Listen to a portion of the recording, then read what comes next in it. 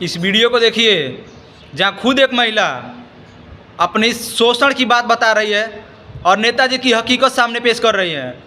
जो नेता इनको टिकट देने के बजाय इनको हमबिस्तर होने के लिए बोल रहे हैं। सुनिए इनकी जुबान से। मैंने जिला अध्यक्ष मोहनलाल जी से कहा कि मुझे आपसे कुछ बातें करनी हैं अपने पद को लेकर। तो मोहनलाल जी ने कहा कि ठीक है, आइए बैठते हैं, बात करते हैं। इन्होंने मुझे बुलाया, मैं गई भी अपनी बात रखने के लिए, करने के लिए मैं गई भी। चूंकि मुझे भी काम कर रही थी तो आगे बढ़ने की लालसा तो हर किसी को होती है, मुझे भी थी।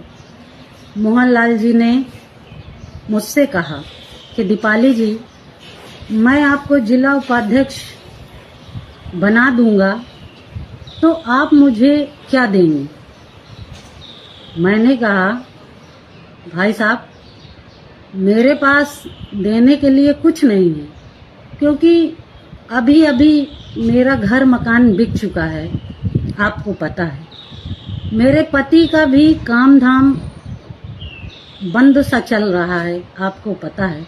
मैं आर्थिक रूप से इतनी कमजोर हूँ कि मैं आपको कुछ दे नहीं सकती। मोहनलाल जी ने कहा, अरे दीपाली जी, आपके पास देने को बहुत कुछ है। मैंने कहा, भाई साहब, मैं समझी नहीं, कहना क्या आप चाहते हैं। इन्होंने कहा, आप समझदार हैं, आपको मुझे बताने की आवश्यकता नहीं। कहाँ गए वो लोग, बेटी बचाओ बेटी पढ़ाओ का नारा देने वाले लोग? मैंने कहा, भाई साहब, महिलाओं के आरक्षण में बात करती हूँ, मुझे समझ रोने वाले लोग कहाँ गए हैं?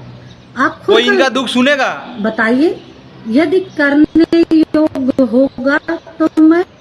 और ये कोई पहला केस नहीं है। तो मोहनलाल जी ने कहा, पप्पू यादव ने भी खुलकर बोला था जिला उपाध्यक्ष महिलाओं बना देता हूँ, शोषण के लिए खुलकर बात की जाती है राजनीति में।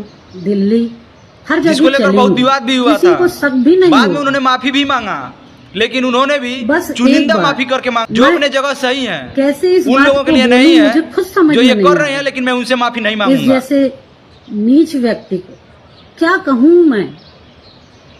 इसने कहा, बस एक बार मेरे साथ हम बिस्तर हो जाएंगे। हम बिस्तर होने का मतलब सारा समाज समझता है। इनकी इतनी गंदी भावना जो मुझे महीनों से कचोट रही है, मैं किसी से कह नहीं पा रही थी, शांत थी। मैंने कहा, भाई साहब, आपके घर में भी बहू बेटियां हैं, ऐसी बातें की जाती हैं? आप बहनों के प्रति ऐसी धारणा रखते हैं?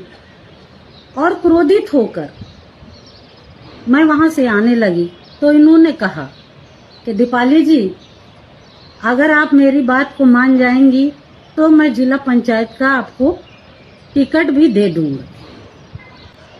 मैं लालची महिला नहीं हूं, इसलिए मैं शांत होकर, गुस्से में लाल होकर वहां से वापस घर। इतना सब कुछ इनने कहा, उसके बाद भी मैं निरंतर प्रयास करती रही कि जहां मैंने 10 साल दिए, उस 10 साल को मैं व्यर्थ ना